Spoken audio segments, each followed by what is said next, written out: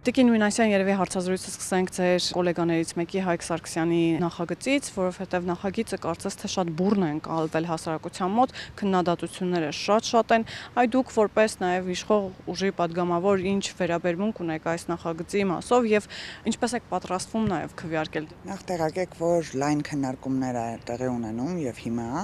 պարոն Սարգսյանի նախագիծը ոչ միայն քննարկվել է հանձնաժողովի նիստում, դրանից հետո առանձին խմբակցության նիստ է տեղի ունեցել, պետք է հանդիպումներ շարունակենք դեռևս արդեն կառավարության ներկայացուցիչների հետ նախագծի վերաբերյալ եւ մենք նաեւ տեսնում ենք հասարակության դժգոհությունը եւ նաեւ այն բոլոր դեմ կարծիքները, որոնք արտահայտվում են հիմնավորումներով, ես կարծում եմ մենք պետք է այս փուլում արձանագրենք այն խնդիրները, որոնք որ այս նախագծի լուծմանն են ուղղված, նախագծով լուծմանն են ուղղված։ Առաջինը դա զորակոչից, ինչու՞ չէ, նաև բանակից խուսափողների խնդիրն է եւ նաև այն խուսափող, եթե օրինակ կոռուպցիայի միջոցով լինի, դա դեռ պետության պարտականությունն է լուծել, բայց եթե քաղաքացիների մեծամասնության ինչ որ որոշ քանակի մոտ կա նաև քաղաքացիությունից հրաժարվել, երկիրը լքել, այդ արտագաղթի միտումները կանխելու համար մենք պետք է գործուն քայլեր ձեռնարկենք։ Իհարկե չեմ կարծում, որ լուծումը միայն այն լուծումը կարող լինել, որը առաջարկում է պարոն Սարգսյանը, բայց այդ խնդիրների հետ մենք պետք է բախվենք ու առնչվենք։ Իհարկե անվտանգային խնդիրներ ունեցող երկրում բնական է նման process-ները, նաև պատերազմից հետո ծնողների մոտ վախ կա իրենց երեխաների համար, բայց մենք պետք է կարողանանք բանակի վերաբերյալ նախագծերը շատ ավելի լայն հանրային քննարկումներ իրականացնելու միջոցով ընդունենք, ինչու՞ չէ, որտեվ մեր անվտանգության ամենակարևոր գործոնը, իսկ հիմա մենք ունենք այդ անվտանգային խնդիրը դեռևս, քանի դեռ խաղաղության պայմանագիր ստորագրված չէ, մենք պետք է կարողանանք այդ կառույցի վերաբերյալ քննարկումները ու խնդիրների լուծումները անենք լայն հանրային կոնսենսուսով, որտեղ եթե այդ կոնսենսուսը չլինի, ճեղքվածք է առաջանալու հասարակության մեջ, իսկ բանակը միակ ինստիտուտն է, որ գրեթե ամեն հայի հուզում է եւ յուրաքանչյուր հայ ունի իր պատասխանատվությունը նաեւ այդ կառույցի նկատմամբ։ Տիկին Մինասյան, իսկ խոսացիք, որ անվտանգային խնդիրներ ունեցող երկրում նման նաև կարգավորումները կարևոր են, բայց ամեն դեպքում այստեղ ռիսկեր էլ չկան, որ օրինակ մարդիկ կարող են տներ վաճառել, որոշակի գումարի դիմաց իրենց տղային բանակից ազատել կամ որ զորակոչիկների քանակը շատ ավելի քիչ լինի, քան նախատեսված է կամ սահմանված է, չգիտեմ, այդտեղ էլ ճեղքվածք չի առաջանում, անվտանգային խնդիր չի առաջանում, ով պիտի ծառայի այս դեպքում բանակում եւ նաեւ հասարակության մոտ այսպիսի մի հարց կա, որ ստացվում է, օրինականացվում է անարդարությունը, սոցիալական անարդարությունը։ Ինձ համար երևի գլխավոր խնդիրը նախագծի մեթոդ սոցիալական անարդարության զգացողությունն է քաղաքացիների մոտ, բայց ես շեշտեցի, որ նախագծի կարգավորման ուղղություններով չի, որ միայն կարելի է լուծել այդ խնդիրները։ Այս պարագայում մենք տեսանք, որ կոնկրետ խնդիրները արձանագրված է եւ հասարակությունը չունի նենց չի, որ մարդիկ ասում են չկան այդ խնդիրները կամ չգիտեմ հորինել եք այդ խնդիրները, այսինքն մենք պետք է առերեսվենք այդ խնդիրների հետ։ Այլ լուծումների համար լայն քննարկումներ են պետք։ Ես շեշտեցի, որ մենք հանդիպում ունենք նաև կառավարության ներկայացուցիչների հետ այս նախագծի խնդրի բարձրացման համար, բայց այստեղ կարևոր է, որ մենք կոնցեպտուալ փոփոխություն անենք։ Այդ կոնցեպտուալ փոփոխությունն է բերելու առողջացմանը եւ մենք ինչու՞ չէ պետք է հասկանանք, որ միայն անվտանգային խնդիրները չեն բանակից խուսափելու պատճառ, այլ նաեւ այդ ոչ կանոնադրական հարաբերությունները, բանակում խաղաղ պայմաններում զոհերի քանակը, շատ այլ խնդիրներ էլ կան, որը առաջացնում է մարդկանց մոտ վախ կամ չծառայելու ցանկություն։ Այդ խնդիրների հետ պետք է առնչվենք եւ խնդիրների լուծման ուղղությամբ քայլեր ձեռնարկենք։ Տիկին Մինասյան, ընդդիմությունը ձեզ քննադատում է, որ դուք բանակը վերածում եք աղքատի բանակի եւ քանի որ թեման բանակն է, եւս մեկ քննադատություն, որ օրինակ բանակում ոչ մի վերափոխում, ռեֆորմ նորմալ չի իրականացվել 2021 թվականից ի վեր, այն դեպքում, երբ մի շարք անվտանգային խնդիրներ ունենք։ Իհարկե հակադարձելը հանրային չենք կարող այն մեծ ծածավալ աշխատանքը ցույց տալ, որ իրականացվել է այս տարիների ընթացքում։ Սկսած օրինակ պաշտպանական դիրքերից մեր զինվորականները կամ այն մարդիկ, ովքեր ծառայում են այդ շրջաներում, տեսնում են, թե ինչպիսի պաշտպանական նոր տեխնոլոգիաներով հագեցած դիրքեր են կառուցում։ Իհարկե դեռևս ամբողջ սահմանի երկարությամբ չի, բայց համենայն դեպս ուղղակի բանակի խնդիրը այն է, որ շատ թափանցիկ չենք կարողանում խոսել։ Մենք սկսած հագուստից, ծնունդից եւ ամեն ինչից բարելավել ենք բանակում ամբողջ այդ կառուցակարգերը, որպեսզի զինվորի ծնողը ընդհանրապես չանհանգստանա, որ իր երեխան կարող է քաղցած լինել կամ չգիտեմ հագուստ չունենալ, որը նախկինում մենք շատ ենք տեսել։ Նմանատիպ թվարկումները բազմաթիվ են, ուղղակի ես կարծում եմ, որ շատ ավելի լայն ու բաց խոսել սրա մասին այդքան էլ ճիշտ չի։ Չնայած որ բարբերաբար քննարկումները թափանցիկ լինում են եւ նաեւ տեսագրությունների միջոցով հենց զինված ուժերի ներկայացուցիչներն են ներկայացնում, թե ինչպիսի փոփոխություններ են արվում բանակում։ Ինչու՞ չէ նաեւ կուզեմ մատնանշել Պաշտպան հայրենաց ծրագիրը, որի միջոցով զինվորականներին մեծ սոցիալական երաշխիքներ են տալիս բնակարանից սկսած վերջացրած աշխատավարձով, որպեսզի քաղաքացիները դիմեն Պաշտպան հայրենաց ծրագրին եւ անցնեն պայմանագրային զինծառայության։ Եվ ես կարծում եմ, որ մեր հետագա տեսլականը բանակի հետ կապված պետք է լինի պայմանագրային զինծառայությամբ պրոֆեսիոնալ բանակ ունենալու նախագիծը։ Այդ նախագծին հասնելու դեռևս ինձ թվում է ժամանակ կա, որովհետև բարեփոխումների ընթացքը պետք է նաև տեղի ունենան դրան համապատասխան, բայց նորությամբ կրկնում դա անտրտունջ աշխատանք է պահանջում անընդհատ, իսկ այդ քննադատողներին կխնդրեմ մեկ-մեկ այցելել սահմաններ, հույս ունեմ, որ պատգամավորական գործունեությանը դա չի խանգարում եւ նրանք կարող են այցելել այդ շրջանները եւ տեսնել, թե ինչպիսի աշխատանք է կատարվում։ Սահմանել այցելում են, թե չէ, դա չեմ կարող ասել, բայց օրինակ շատ հաճախ նաև մատնանշում են, որ Սյունիքում սահմանային հատվածներում բարբերաբար ադրբեջանական կողմը կրակում է, այսօր առավոտյան էլ նման միջադեպ է եղել եւ պատերազմի վտանգի մասին են խոսում, այնինչ վարչապետը բարբերաբար խոսում է խաղաղության խաչմերուկի, խաղաղության պայմանագրի մասին եւ ասում է, որ Ադրբեջանի հետ չի լինելու պատերազմ, լինելու է խաղաղություն։ Որտեղ է ճշմարտությունը։ Ճշմարտությունը մշտապես մեջտեղում է, մենք պետք է վերացարկվենք այդ ծայրահեղական մոտեցումներից։ Ես բազմիցս շեշտել եմ, որ մենք պետք է սառը մոտենանք իրականությանը եւ հասկանանք, որ ամեն ինչ չի տենց ձախ կամ աջ կամ սև կամ սպիտակ։ Բնականաբար, քանի դեռ ստորագրված չի խաղաղության պայմանագիր, անվտանգային խնդիր միշտ տեսնում է մեր կառավարությունը եւ դա նորմալ է, քանի դեռ ամբողջ խնդիրների սպեկտրը լուծված չի, մենք չենք կարող ասել, որ այո, չեն կարող լինել որոշակի, չգիտեմ, էսկալացիաներ, բայց կրակոցներին ես չեմ նայի որպես պատերազմի վտանգ։ Այս ընթացքում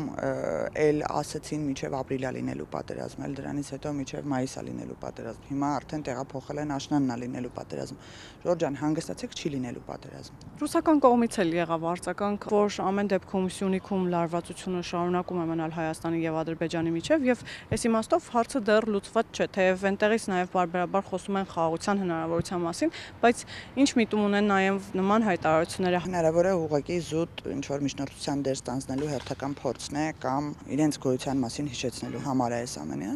Ես բնականաբար այդ կրակոցների ֆոնին կարող է նման անհանգստություն առաջանալ, որը չենք հերքում նաեւ մենք, բայց այդ կրակոցները ոչ թիրախային են եղել այս ժամանակ եւ այս երրորդ դեպքն է այսօր, որ կոնկրետ դիպչել է արդեն բնակչի բնականին, մեզ անհանգստացնում է խորապես այդ կրակոցները, մենք բազմիցս շեշտել ենք, որ մենք առաջարկել ենք մեխանիզմ Ադրբեջանին հետաքննելու այդ փոխադարձ կրակոցները, եթե նրանք էլ անընդհատ շեշտում են, որ Հայաստանն է կրակել, իսկ մենք հերքում ենք այդ ամենը, մենք կարող ենք փոխանցել ամբողջ տեղեկատվությունը մեր կողմից, թե մենք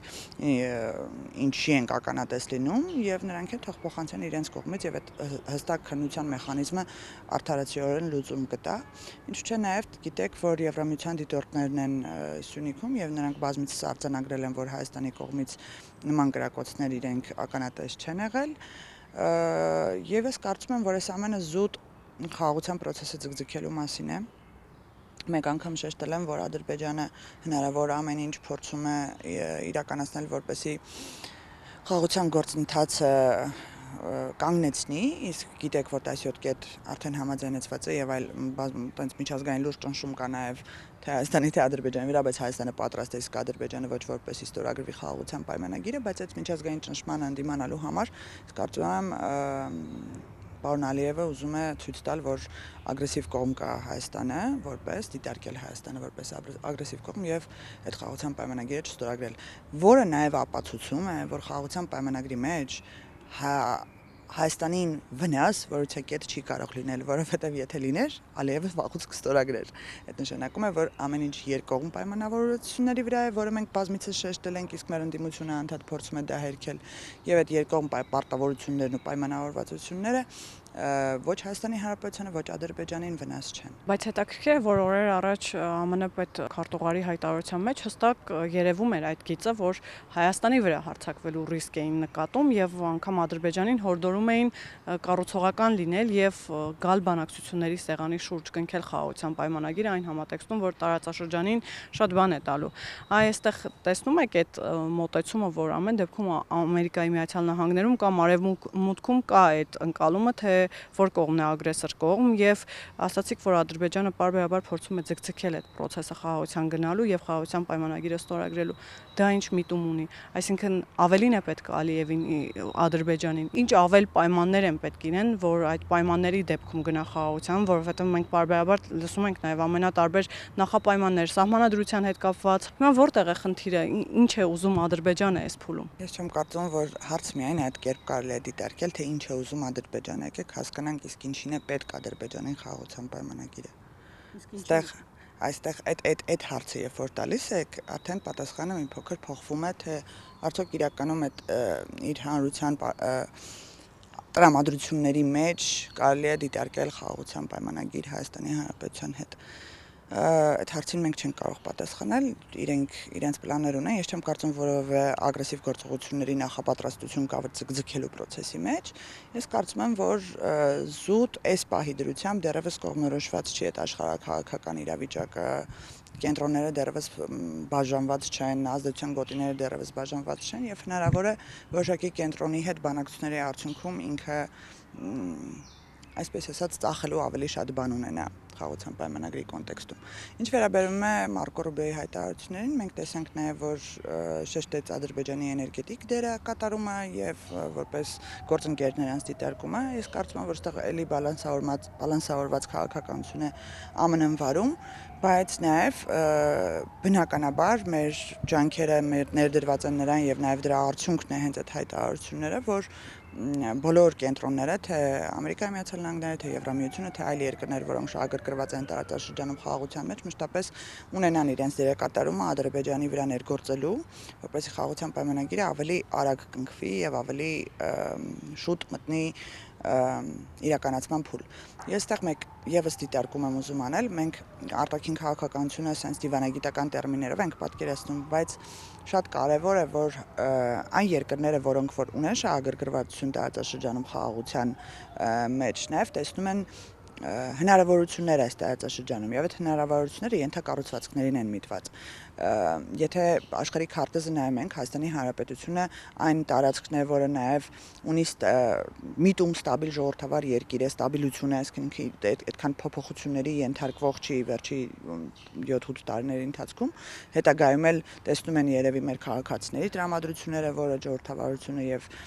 ինքնիշխանությունը ավելի հակված է մեր ժողովրդը դրան եւ պատկերացնում եմ, որ շատ հավատարիմ գործընկեր կարող է լինել Հայաստանի Հանրապետությունից։ Իսկ Հայաստանի Հանրապետությունով անցնող արդեն թե ճանապարհները, թե ենթակառուցվածքները, երկաթգիծը, այն ամեն ինչ որ շրջափակված է, ապա շրջափակելու պարագայում ոչ միայն տարածաշրջանը կարող է շահել, այլ նաեւ մեծ կենտրոններ կարող են շահել Եվրոպայից մինչեւ արևելք, հյուսիսից մինչեւ հարավ։ Եվ այդ խաղաղության խաչմերուկ ծրագիրը միտված է դրան, որպեսզի այլ երկրներ նաև իրենց փոքր շահերը տեսնեն այս ծրագրում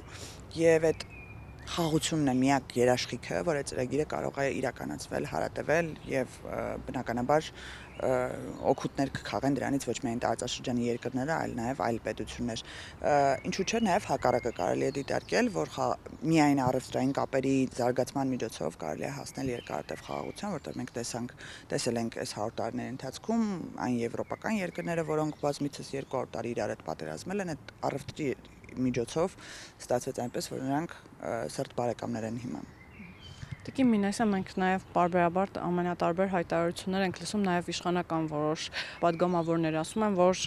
խաղաղության Ադրբեջանը նաև չի գնում այն իմաստով, որ Ռուսաստանն է որոշակիորեն խոչընդոտում նրան։ Դուք ինչ եք կարծում, կան կենտրոններ, որոնք ամեն դեպքում խոչընդոտում են խաղաղության պայմանագրին եւ տարածաշրջանում իրենց խաղաղություն պետք չէ։ Այ դուք նշեցիք, որ կան կենտրոններ, որոնց հստակ պետք է խաղաղությունը եւ տարածաշրջանը իրենք տեսնում են այդ հնարավորությունները նաև տեսնում են խաղաղության պարագայում։ Իսկ կան կենտրոններ ամեն դեպքում, որոնց այդ խաղաղությունը պետք չէ։ Եղել են կենտրոններ, հիմա չեմ կարող դիրքավորումը ասել, այս կարծում եմ, որ ավելի շատ կոնկրետ Ռուսաստանի Դաշնության պարագայում ինքը ուզում է շահառուն լինել, եթե անգամ խաղաղություն կնքվի իր ենթակայության տակ լինի այդ խաղաղությունը, որպեսզի ազդեցության գոտի չկորցնի, բայց նաև եկեք հիշենք պարոն Լավրովի հայտարարությունը օրերս որ արտաքին գործերի նախարարությունում տեղի ունեցավ, ասաց, որ Հայաստանին առաջարկվել էր լուծում Լեռնային Ղարաբաղի հետ կապված, այդ լուծումը նախատեսում էր լուծումը թողել անորոշ ապագային եւ ապագա սերունդներին։ Ես կարծում եմ, որ Ռուսաստանի քաղաքականությունը երկար ժամանակ այս 30 տարիների ընթացքում հենց դրան է միտված եղել, որ կոնֆլիկտը հարատևի Հայաստանի Հանրապետությունում, դա Լեռնային Ղարաբաղի հետ կապված։ Այժմ իրավիճակը մի փոքր փոխված է եւ ես կարծում եմ, որ զուտ դերակատարում է ցանկանում Ռուսաստանի Դաշնությունը եւ չի ցանկանում վերջնականապես զրկվել Հարավային Կովկասում իր ազդեցության լծակներից։ Տիկին Մինասյան, ամփոփելով խաղաղության պայմանագրի ճանապարհին, կարծես թե երկու նախապայման է հիմա առաջարկում ադրբեջանական կողմը՝ ՀԱԿ Մինսկի խմբի լուծարում ու սահմանադրության հետ կապված իր այսպես ընկալումները, որ ասում է ձեր սահմանադրությունում հստակ պահանջ կա Ադրբեջանի նկատմամբ։ ՀԱԿ Մինսկի խմբի հետ կապված վարչապետը հստակ պատասխանել է, որ այո, պատրաստ է գնալ դրա լուծարմանը, եթե կնքվի խաղաղության պայմանագիրը, սահմանադրության մասով էլ կարծես թե որոշակի կոնսենսուս կա, բայց այստեղ ուզում եմ հասկանալ, արդյոք մտավախություն չունի իշխող ուժը նաև այն իմաստով, որ սահմանադրության փոփոխության մասին շատ խոսվում է ադրբեջանական կողմից, ընդդիմությունն էլ հենց այդպես է ներկայացնում, որ սահմանադրություն ենք փոխում Ադրբեջանի պահանջով։ Այսինքն այստեղ այդ մտավախությունը չկա, որ եթե հանրաքվե լինի, ամեն դեպքում այդ հանրաքվեն ձախողելու է եւ այդ նպատակին չեն կարողանալու հասնել եւ սա կարող է հաղթաթուղթ լինել օրինակ Ալիևի համար։ Եկեք մի քիչ ճիշտ ձևակերպենք Հայաստանի Հանրապետությունը ինչ է առաջարկում Ադրբեջանին այդ նախապայմանների, այսպես կոչված նախապայմանների հետ կապված։ Նախ շատ հետաքրքրական է, որ այդ 17 կետերի մեջ այդ երկու կետը ներառված չեն եղել, եւ եթե այդպես նախապայման էին, թող այդ 17 կետերի մեջ լինեին, քննարկեինք այդ ժամանակ։ Ես կարծում եմ, որ հետագայում ինչ որ բաներ նոր մոգոնելը, դա բանակցային դիրքերից այդքան էլ ճիշտ մոտեցում չի։ Երկրորդը, ՀԱԿ Մինսկի խումբը ասել ենք, որ իհարկե մենք էլ ենք կարծում, որ քանի որ կոնֆլիկտ չկա տարածաշրջանում, եթե մենք խաղաղության դարաշրջան ենք բացում, այդ կոնֆլիկտի լուծման ուղղությամբ միտված կառույցը այլևս կարիք չունի իր գործունեությունը ծավալելու, բայց մենք կարծում ենք, որ դա խաղաղության ստորագրելու հետ համատեղ պետք է իրականացնել։ Եթե լուծարում ենք Մինսկի խումբը, ուրեմն խաղաղության պայմանագիրը պետք է տեղի ունեցած լինի արդեն։ Այդ նշանակում է, որ հենց խաղաղության պայմանագրով ամրագրում ենք, որ կոնֆլիկտ չկա, հետո լուծարում ենք այն կառույցը, որը կոնֆլիկտով պետք է զբաղվեր։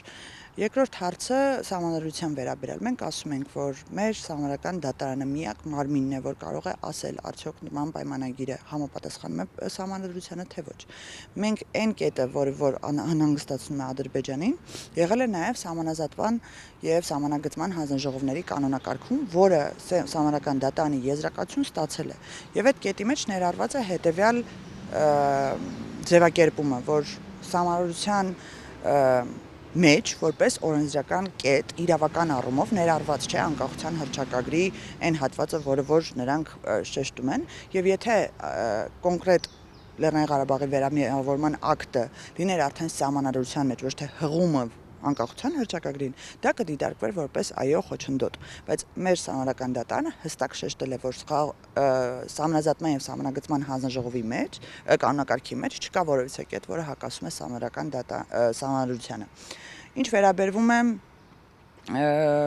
հետագայում ինչ լուծում տանք, ասում ենք Ժորժ ջան, եկեք ստորագրենք, ուղարկվելու է դա բնականաբար հանրայնացվում է, կառավարության նիստում է տեղի ունենում քննարկում, հետագայում դա ուղարկվում է Սահմանադրական դատարան, Սահմանադրական դատարանը իր կարծիքն է տալիս, նոր գալիս է ազգային ժողով վավերացման, այդքան ժամանակ թափանցիկ նաև հանրությունն է տեղեկանալու այդ ամեն ինչի մասին,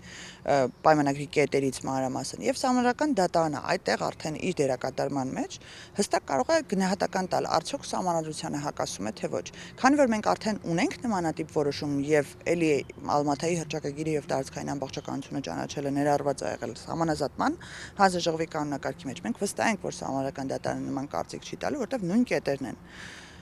Եթե անգամ տա, նոր այդ ժամանակ կասենք, եթե ստորագրելուց հետո չի վավերացնի Հայաստանի Հանրապետությունը, նոր այդ ժամանակ կասենք, կներեք, գնում ենք փորձենք փոփոխություններ իրականացնել, բայց այդտեղ դիրքավորումը Հայաստանի Հանրապետության ոչ թե պետք է դիտարկվի Ադրբեջանի պահանջներից ելնելով։